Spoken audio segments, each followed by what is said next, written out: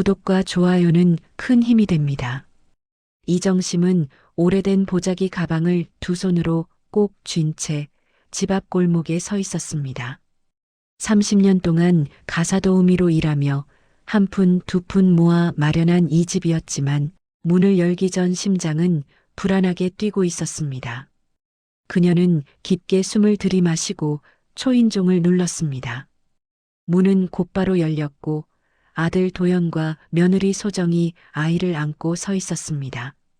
짧은 미소와 환영의 말이 오갔지만 따뜻한 포옹은 없었습니다. 정심은 그 미세한 틈을 느꼈지만 애써 모른 척하며 방 안으로 들어갔습니다. 엄마, 오느라 고생했어요. 어머니, 집은 정리해두었어요.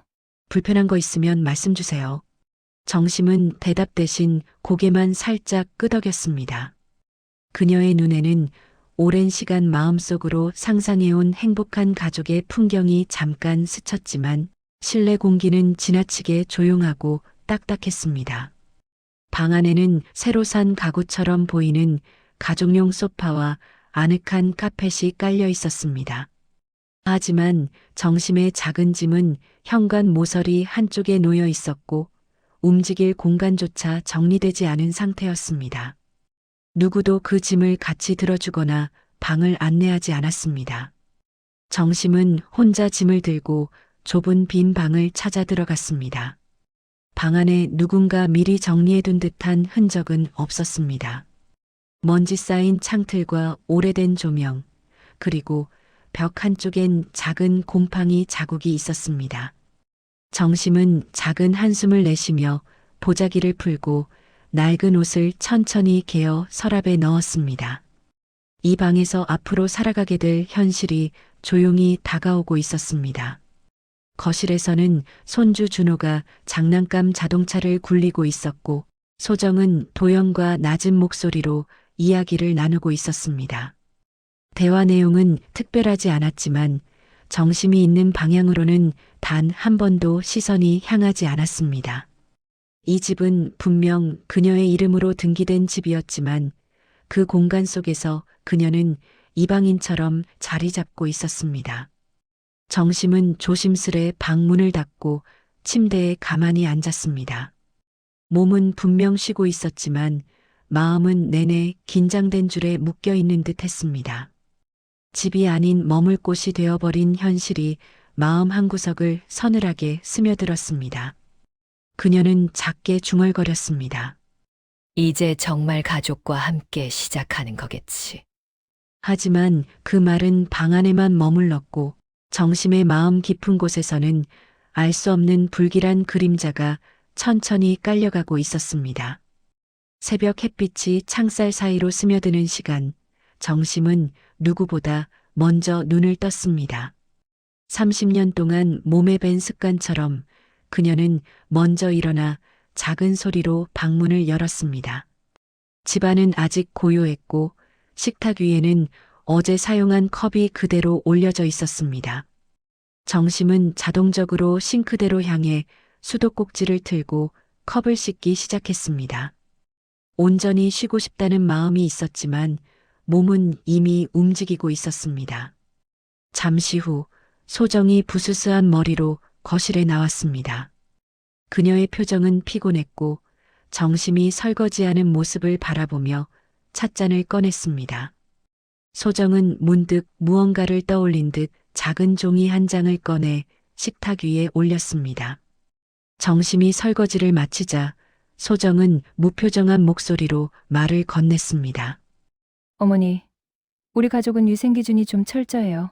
앞으로 식기, 수건, 옷은 따로 쓰시면 좋겠어요.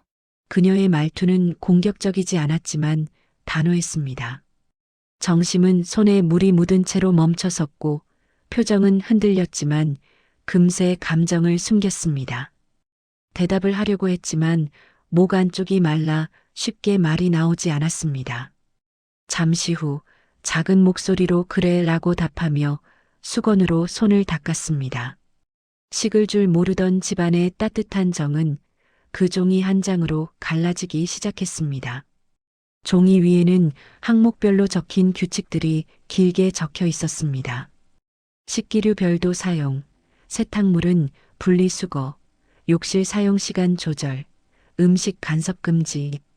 정심은 그 글을 천천히 읽으며 자신이 더 이상 가족 구성원이 아닌 것 같은 느낌을 받았습니다. 낮 시간이 되자 도연이 퇴근 후 집에 들어왔습니다. 정심은 아들이 오면 무언가 달라질 거라 생각하며 그를 조용히 바라보았습니다. 하지만 도연은 아내의 설명을 들은 후 갈등을 피하기 위해 고개를 끄덕였습니다. 정심의 시선은 잠시 떨렸지만 도연을 탓하지 않고 고개를 숙였습니다. 그녀의 마음에는 이해와 슬픔이 겹겹이 쌓여가고 있었습니다. 다음 날 손주 준호가 어린이집에서 돌아와 정심에게 방긋 웃었습니다. 정심은 손자를 안아 올리려 했지만 소정은 급히 다가와 말없이 아이를 데려갔습니다. 준호는 그 모습을 이상하게 여긴 듯 왜? 라는 표정을 지었습니다. 정심은 아이에게 괜찮다는 듯 손을 흔들었지만 가슴속에는 따뜻했던 무언가가 금이 갔습니다. 그날 밤 정심은 자신에게 할당된 수건과 식기를 확인하며 조용히 혼자 밥을 먹었습니다. 숟가락이 그릇에 닿는 작은 소리만이 방 안에 메아리 쳤습니다. 그녀는 이 상황을 이해하려 애쓰며 스스로에게 이유를 찾으려 했습니다. 하지만 마음속 깊이 자존감이라는 단어가 무너져 내리고 있었습니다. 정심은 마지막 숟가락을 내려놓고 창밖을 바라보았습니다. 창문 너머에는 어둠이 내려앉고 있었고 그 어둠 속에서 그녀의 긴 그림자가 길게 늘어졌습니다. 정심은 허리가 점점 굽어가고 있었지만 집안일을 멈추지 않았습니다. 설거지, 쓰레기 분리, 욕실 청소, 먼지 제거까지 손이 닿는 곳은 모두 그녀의 몫이었습니다. 매번 허리를 굽힐 때마다 찌르는 듯한 통증이 느껴졌지만 누구에게도 말을 꺼내지 않았습니다. 스스로를 내조자라고 믿고 살아왔던 세월처럼 이곳에서도 해야 할 일을 참고 해내는 것이 익숙했습니다. 하지만 통증은 어느 날 갑자기 감당할 수 없는 수준까지 올라왔습니다. 다리에 힘이 풀리면서 바닥에 주저앉았고 식은땀이 등을 타고 흘러내렸습니다. 그녀는 혼란스러운 눈빛으로 방바닥을 짚으며 천천히 일어섰습니다. 누군가에게 도움을 받고 싶었지만 식탁에서 흘깃거리던 차가운 시선이 떠올랐습니다. 그날 밤 정심은 스스로 병원에 가기로 결심했습니다. 아무에게도 알리지 않은 채 작은 가방과 진료카드를 챙겼습니다. 도연 부부는 그녀가 외출 준비를 하는 모습을 보았지만 묻지 않았습니다. 그녀는 조용히 현관문을 열고 차가운 새벽 공기 속으로 천천히 몸을 밀어 넣었습니다. 병원에 도착하자 정문 앞 의자에 앉아 숨을 고르며 번호표를 들고 진료실을 기다렸습니다. 의사는 정심의 상태를 확인한 뒤 증세가 심각하며 즉시 수술을 진행해야 한다고 말했습니다. 허리뼈 사이 연골이 거의 손상된 상태로 일상생활에 제한이 생길 수 있다고 했습니다. 정심은 침착하게 설명을 들었지만 머릿속에서는 불안이 커져만 갔습니다. 누구라도 곁에 있다면 손이라도 잡아주었을 텐데 그 자리는 텅 비어 있었습니다. 수술 동의서에는 보호자 서명란이 있었지만 정심은 빈칸을 그대로 남겨두었습니다. 그녀는 작은 목소리로 의사에게 독립적으로 진행해달라고 요청했습니다. 병원 직원은 놀란 듯 눈을 크게 떴지만 정심은 고요하게 고개를 끄덕였습니다. 수술실로 이동하는 침대에 누웠을 때 그녀의 시야에는 하얀 천장만 보였습니다. 삶이 허물처럼 벗겨져 나가는 느낌이었지만 그녀는 눈을 감으며 자신을 다독였습니다. 수술등이 켜지며 방 안에 하얀 빛이 가득 찼고 조용한 기계음이 들려왔습니다. 그 순간 정심의 눈가에는 한 줄기 눈물이 고요하게 흘러내렸습니다. 수술은 수시간 후 끝이 났고 정심은 회복 병실로 옮겨졌습니다. 몸은 무겁고 감각은 둔해졌지만 다시 살아있다는 사실에 감사했습니다. 옆 침대 환자들은 가족과 간병인들에게 둘러싸여 있었습니다. 남편이 손을 잡아주는 사람, 딸이 과일 바구니를 들고 오는 사람, 손자가 그리움을 표현하는 사람들. 정심은 그 모습을 바라보며 알아채지 못했던 감정의 허기짐을 느꼈습니다. 그녀는 실수한 것이 없는데도 자신만 텅 빈 침대에 누워 있는 것 같았습니다. 다음 날 간호사는 가족에게 연락을 해야 한다고 말했지만 정심은 조용히 고개를 저었습니다. 집으로 돌아가는 택시를 혼자 호출했고 천천히 로비를 걸어 나왔습니다. 유리문 밖에는 햇빛이 쏟아지고 있었지만 그녀의 발걸음은 묵직했습니다. 택시 문을 닫는 순간 마음속 어딘가에서 끊어지는 소리가 들리는 듯 했습니다. 그 소리는 눈물이 아닌 오래된 희망이 흩어지는 조용한 파편이었습니다. 그리고 그녀는 더 이상 뒤를 돌아보지 않았습니다.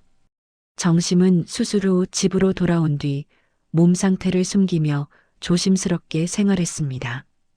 허리는 곧게 펼 수 없었고 걸음걸이는 느려졌으며 계단을 오를 때마다 식은 땀이 흘렀습니다. 그녀가 움직일 때마다 작은 신음이 흘러나왔지만 아무도 그 소리에 귀 기울이지 않았습니다. 소정은 정심의 느린 동작을 불편해했고 도연은 갈등이 생길까 대화를 피했습니다.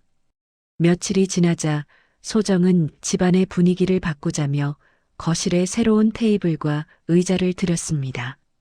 식탁에는 가족이 앉을 자리만 마련되어 있었고 의자 수는 정심을 제외한 3개뿐이었습니다. 정심은 그 모습을 바라봤지만 일부러 의미를 부여하지 않으려 했습니다.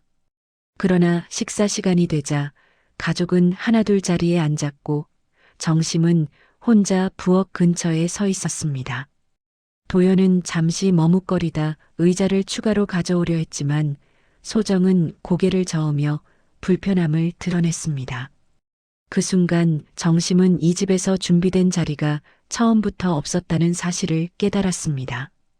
그녀는 조용히 냉장고 문을 열고 남은 반찬을 챙긴 뒤 자신의 방으로 돌아갔습니다. 문을 닫는 순간 문틈 사이로 들리던 가족의 웃음소리는 더욱 선명하게 들렸습니다. 어느 날 저녁 현관 입구에 놓인 여행용 캐리어 2개가 정심의 시야에 들어왔습니다. 도연 부부는 가족 여행을 간다며 일정표와 숙소 사진을 확인하고 있었습니다. 정심은 궁금함보다 스스로의 위치를 확인하기 위해 용기 내어 물었습니다. 소정은 단호한 표정으로 정심이 여행에 참여하지 않는다고 설명했습니다. 그녀는 편하게 쉬어야 하고 움직임이 불편하기 때문에 오히려 부담이 될 수 있다고 말했습니다. 도연은 미안함을 감추려 애쓰며 다음 기회에 꼭 함께 가자고 덧붙였습니다. 정심은 고개를 끄덕였지만 가슴속에서는 심장이 아닌 무언가가 천천히 꺼져가고 있었습니다. 그녀의 방으로 돌아오니 이전과 달리 벽지가 더 차갑게 느껴졌습니다. 휴대폰 화면 속 사진첩에는 가족과 함께했던 유일한 여행 사진이 남아 있었지만 더 이상 그 기억은 위로가 아니었습니다. 그날 밤 그녀는 심호흡을 하며 앞으로의 미래를 생각했습니다. 누군가의 그림자로 늙어가고 싶지 않다는 마음이 천천히 자라나고 있었습니다. 그 감정은 곧 결심이 되어 깊은 어둠 속에서 조용히 자리 잡았습니다. 정심은 가족이 여행을 떠나기 전까지 감정을 드러내지 않았습니다. 평소와 다름없이 방을 정리하고 냉장고 속 반찬을 덜어내고 분리수거를 정리하며 하루를 보냈습니다. 소정은 정심이 불만을 표출하지 않는 것이 오히려 이상하다 생각하며 경계하는 듯한 눈빛을 보냈습니다. 도연은 출근 준비를 하며 정심에게 이틀치 반찬과 약 복용 방법을 적어두었다고 말했습니다. 정심은 고개를 끄덕이며 평소와 똑같은 목소리로 대답했습니다. 그러나 그녀의 눈은 더 이상 예전처럼 흔들리지 않았고 말수는 눈에 띄게 줄어들었습니다. 여행 전날 밤 가족이 잠든 시간에 정심은 서류가 들어있는 서랍장을 천천히 열었습니다. 등기증, 고지서, 인감도장, 통장 사본 등 오랫동안 자신이 지켜온 서류들이 가지런히 놓여 있었습니다. 그녀는 이를 차분히 가방에 넣으며 자신을 묶어두던 올가미를 하나씩 풀어내듯 행동했습니다. 탁자 위에는 집 열쇠 하나와 짧은 메모가 놓여 있었지만 아직 그 내용은 빈칸인 채로 남아 있었습니다. 그녀가 생각한 메모는 눈물 섞인 부탁도 원망의 외침도 아닌 오직 사실만 기재할 예정이었습니다. 감정은 이미 오래전 굳어버려 더 이상 설명하지 않아도 되는 단단한 결정이 되어 있었습니다. 다음 날 새벽 가족은 여행 준비로 바쁘게 움직였습니다. 준호는 캐리어에 매달려 장난을 치며 즐거운 표정을 지었습니다. 소정은 여행 중 먹을 간식을 챙기며 마지막 체크를 했고 도연은 차량을 예열하러 나갔습니다. 정심은 손주에게 작은 미소를 지으며 볼을 한번 가볍게 쓰다듬었습니다.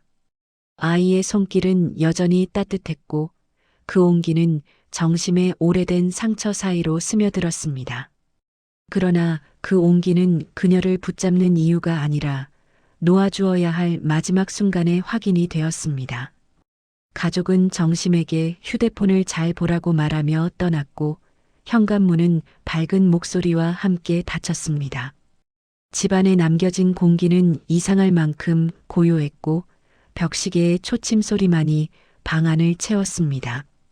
정심은 천천히 거실 한가운데 서서 30년 노력의 결과였던 집을 마지막으로 둘러보았습니다. 그녀의 시선은 벽, 바닥, 창문을 지나가며 과거의 시간들을 하나씩 정리했습니다. 그 과정은 후회가 아닌 정리였고 미련이 아닌 해방이었습니다. 그리고 마침내 그녀는 문을 잠그지 않은 채 조용히 밖으로 걸어나갔습니다. 정심이 향한 곳은 근처 부동산 사무소였습니다. 서류를 확인한 직원은 정심이 집을 매도하려는 이유를 물었지만 그녀는 구체적인 설명을 하지 않았습니다. 서류 도장은 떨림 없이 찍혀나갔고 거래는 빠르게 진행되었습니다. 부동산 직원은 금매로 파는 것이 아깝다고 말했지만 그녀는 미소만 보이며 답하지 않았습니다. 그녀에게 남은 것은 소유가 아닌 자유였고 재산이 아닌 삶이었습니다. 잠시 후 은행에서 계좌 잔액이 확인되었고 정심은 통장 사본을 지갑 속에 넣었습니다. 그 돈은 여생을 위한 것이었지만 그녀는 그중 일부를 조용히 기부 계좌로 송금했습니다. 그리고 마지막으로 남겨둔 열쇠를 가방 깊숙이 넣고 집과 과거를 떼어내듯 손가락을 천천히 떼어냈습니다. 미련 없는 발걸음, 단단한 충머리, 그리고 흔들림 없는 눈빛으로 그녀는 방향을 돌렸습니다. 출발선은 노인이 되는 길이 아니라 늦은 나이에 태어나는 두 번째 생이었습니다. 그 길은 누구도 안내하지 않았지만 이제부터는 오직 그녀만의 나침반이 이끌고 있었습니다. 정심은 햇빛 방향으로 천천히 발을 내디뎠습니다. 정심은 머물던 도시를 떠나 기차를 타고 작은 해안 도시로 이동했습니다. 창밖으로 스치는 풍경은 낯선 색감을 띠고 있었지만 그녀의 얼굴엔 오랜 시간 없었던 편안한 숨결이 찾아오고 있었습니다. 기차역에 도착한 후 그녀는 택시를 타고 노년 공동체 쉐어하우스 입주 안내가 적힌 주소로 향했습니다. 도착한 곳은 바다가 가까운 언덕 위 흰색 2층 주택이었고 작은 정원에는 이름 모를 꽃이 조용히 피어 있었습니다. 정심은 현관문 앞에서 잠시 멈춰서 새로운 공간을 받아들일 준비가 되었는지 스스로에게 물었습니다. 문이 열리자 책임자 윤선 여사가 반갑게 그녀를 맞이하며 따뜻한 눈으로 시선을 맞추었습니다. 집 안에는 나무 냄새가 은은하게 퍼져 있었고 벽에는 밝은 색감의 사진과 글귀가 정성스럽게 걸려 있었습니다. 정심은 본명을 적는 입주 서류를 바라보다가 잠시 볼펜을 멈춰 손에 힘을 주었습니다. 그녀는 서류의 이름란에 이정심 대신 서연이라는 이름을 천천히 적어 내려갔습니다. 그 이름은 마음의 생채기를 덮기 위한 가명일 뿐만 아니라 새로운 정체성을 향한 첫 시작이었습니다. 서연은 안내를 따라 조용한 방으로 들어갔고 창문 밖으로는 파도가 부서지는 소리가 잔잔하게 들렸습니다. 그 소리는 누군가의 명령이 아닌 온전히 그녀만의 리듬으로 펼쳐지는 자유로운 삶의 리듬이었습니다. 다음 날 아침 공동체 구성원들과의 첫 만남이 시작되었습니다. 그들은 전직 교사, 시장 상인, 간호사, 지방 공무원 등 각기 다른 과거를 가진 사람들이었습니다. 모두 인생의 중간 혹은 후반에서 상처를 경험했지만 그 무게를 누구에게 강요하지 않았습니다. 서연은 자신을 최대한 단정한 모습으로 소개했으며 사람들은 그녀를 어색함 없이 받아들였습니다. 윤선 여사는 각자의 역할을 제안하며 서연에게 텃밭 관리 담당을 부탁했습니다. 서연은 그 제안을 기쁘게 받아들이며 흙 위에 무릎을 굽혀 삽을 들었습니다. 흙을 만지는 순간 그녀는 오랜 시간 잊고 지냈던 안정감을 느꼈습니다. 씨앗을 심는 일이 마치 자신의 새로운 삶을 준비하는 과정 같아 손끝이 떨리지 않았습니다. 그녀의 표정은 조금씩 부드러워지고 있었고 깊은 곳에서부터 미세한 미소가 피어올랐습니다. 지나가던 노년 입주자는 서연에게 따뜻한 차 한 잔을 건네며 여기는 다 같이 사는 집이라고 말했습니다. 그 말은 어떤 서약보다 강력하게 그녀의 가슴에 새겨졌습니다. 서연은 작은 미소로 화답하며 자신도 그 공동체의 일원이 되겠다고 다짐했습니다. 방으로 돌아온 서연은 거울 앞에 서서 자신의 얼굴을 바라보았습니다. 예전엔 억눌린 감정과 무기력함이 자리 잡고 있었지만 지금은 생기가 서서히 돌아오고 있었습니다. 그녀는 작은 손거울을 가방에서 꺼내 마지막으로 남아있던 가족 사진을 조용히 바라보았습니다. 사진 속 얼굴들은 여전히 웃고 있었지만 그 미소는 과거의 기억 속 틀에 갇혀 있었습니다. 서연은 그 사진을 작은 파우치에 넣어 서랍 깊숙이 보관했습니다. 이제 사진 속 과거와 방 안의 현실은 서로 다른 세계가 되었습니다. 그녀의 심장은 더 이상 가족의 인정에 흔들리지 않았고 스스로를 지키는 울타리를 만들고 있었습니다. 밤이 깊어지자 바다의 파도는 천천히 잠드는 듯 잔잔하게 울렸습니다. 서연은 조용히 눈을 감으며 태어나 처음으로 스스로에게 속삭였습니다. 나는 이제 주인이면서 잃지 않아도 되는 삶을 살 거야. 그녀의 얼굴은 고요했으며 밤하늘의 별은 그 결심을 조용히 비추고 있었습니다. 흔적을 남기지 않고 사라졌던 여인에게 새 인생은 막 첫숨을 내쉬고 있었습니다. 여행을 마친 도연 가족이 집에 도착했을 때 현관 앞에는 낯선 신발과 박스들이 가지런히 놓여 있었습니다. 소정은 이상함을 느끼고 현관문 비밀번호를 눌렀으나 문은 더 이상 열리지 않았습니다. 그 순간 부동산 안내문이 문틈에 끼워져 있는 것을 발견했고 그들은 서로 놀란 표정으로 눈을 마주쳤습니다. 도연은 급하게 안내문에 적힌 번호로 연락했지만 이미 매매 절차가 완료되었다는 답변만 반복해서 들었습니다. 소정의 손에서 휴대전화가 서서히 힘을 잃고 떨어졌고 준호는 상황을 이해하지 못한 채 부모를 바라봤습니다. 세 사람의 발밑에는 익숙한 공간이 아닌 완전히 남의 집이 되어버린 집 현관이 차갑게 자리하고 있었습니다. 도연은 절박한 숨을 몰아쉬며 정심에게 전화를 걸었지만 연결음 없이 차단 알림만 들려왔습니다. 그는 본능적으로 근처 병원 기록을 검색하고 과거 진료 내역을 뒤지며 정심의 행적을 찾으려 했습니다. 하지만 돌아오는 정보는 어디에도 없었고 누군가 일부러 자취를 지운 듯 완벽하게 흔적이 사라져 있었습니다. 소정은 충격으로 잠시 말을 잃었고 그제야 자신들의 행동과 말투가 어떤 결과를 가져온 것인지 떠올렸습니다. 그동안 자신들이 정심에게 요구했던 규칙, 표정, 말투 하나하나가 얼음 조각처럼 마음을 찔러왔습니다. 세 사람은 집 앞 인도에 앉아 서로 말 한마디 없이 침묵 속에서 눈물만 흘렸습니다. 도연은 다음날 회사를 결근하고 다시 정심의 흔적을 찾기 시작했습니다. 그는 정심이 들렀을 가능성이 있는 은행, 마트, 병원 모두를 방문했지만 단서 하나 찾지 못했습니다. 정심이 마지막으로 남긴 수첩 속 작은 메모를 떠올렸으나 그 안에서 의미를 찾지 못했습니다. 그 순간 도연의 머릿속에서 오래전 기억 하나가 떠올랐습니다. 그 기억은 어린 시절 정심이 손을 잡고 해안가를 거닐며 바다를 보여주던 장면이었습니다. 물결이 부딪히던 소리와 정심의 따뜻한 손길이 가슴 깊이 울려 퍼지기 시작했습니다. 도연은 밤새 인터넷 검색을 통해 전국의 해안 도시 쉼터와 노년 시설을 찾아보기 시작했습니다.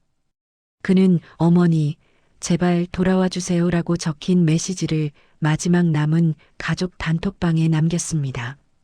그러나 채팅방은 그대로 조용했고 파란 말풍선은 아무 반응 없이 덩그러니 놓여 있었습니다. 집으로 돌아온 소정은 정심의 흔적이 닿아 있었던 빈 방을 찾았습니다. 방 안에는 오래된 베개와 얇은 담요, 그리고 시간에 멈춰버린 듯한 공기가 가득했습니다. 소정은 바닥에 주저앉아 두 손으로 얼굴을 감싸며 조용히 울음을 쏟았습니다.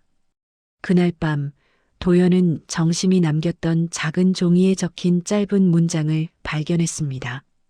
종이 한가운데에는 단 한 줄만이 적혀 있었습니다. 사랑을 주는 사람과 사랑을 받는 사람은 다릅니다.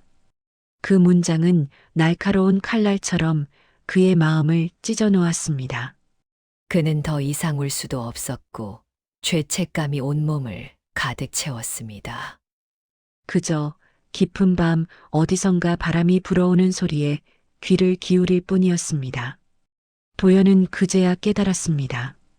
정심이 사라진 것이 갑작스러운 선택이 아닌 오래전부터 마음 준비를 해온 결과라는 사실을. 그 깨달음은 돌이킬 수 없는 무게로 가슴 위에 내려앉았습니다. 그 순간 도연은 속으로 조용히 되뇌었습니다. 엄마, 내가 더 빨리 깨달았어야 했는데. 집안은 잠잠했고 마지막 울림은 죄책감에 잠긴 한 인간의 고독한 숨결뿐이었습니다. 서연은 이른 아침 작은 커튼을 걷고 바다를 바라보았습니다. 창밖의 바람은 차가웠지만 지난 시간과는 달리 그 바람이 외롭지 않았습니다. 주방에서는 공동체 사람들의 잔잔한 목소리가 들려왔고 따뜻한 빵 냄새가 은은하게 퍼지고 있었습니다. 서연은 조용히 문을 열고 테이블에 앉아 잔잔한 미소로 차를 마셨습니다. 오랜 시간 타인의 인정과 누군가의 표정을 살피며 살았던 그녀는 이제 자신만의 속도에 집중하고 있었습니다. 오늘은 텃밭을 정리하고 오후에는 바닷가 산책을 하기로 마음을 정했습니다. 그 계획들은 누군가의 요구가 아닌 온전히 그녀 스스로 선택한 행동이었습니다. 삶에 늦게 도착한 행복은 조용하지만 단단한 모양으로 자리 잡고 있었습니다. 그녀는 잠시 멈춰 손등을 바라보았습니다. 그 손은 오랫동안 쓸모로만 인정받았지만 지금은 소중한 한 사람의 삶을 가꾸는 손이었습니다. 더 이상 과거의 상처를 부르지 않았고 상처를 설명할 필요도 없었습니다. 그녀는 단지 숨을 고르고 오늘을 살아가기 위한 하루를 열고 있었습니다. 서연 씨, 오늘 바닷가 갔다 오실래요? 오후에 다 같이 저녁 준비도 해요. 여기선 누구 혼자 외롭게 지내지 않아요. 그 말들은 명령이나 기대가 아닌 진심이 담긴 마음의 제안이었습니다. 서연은 고개를 천천히 끄덕이며 부드러운 미소를 지었습니다.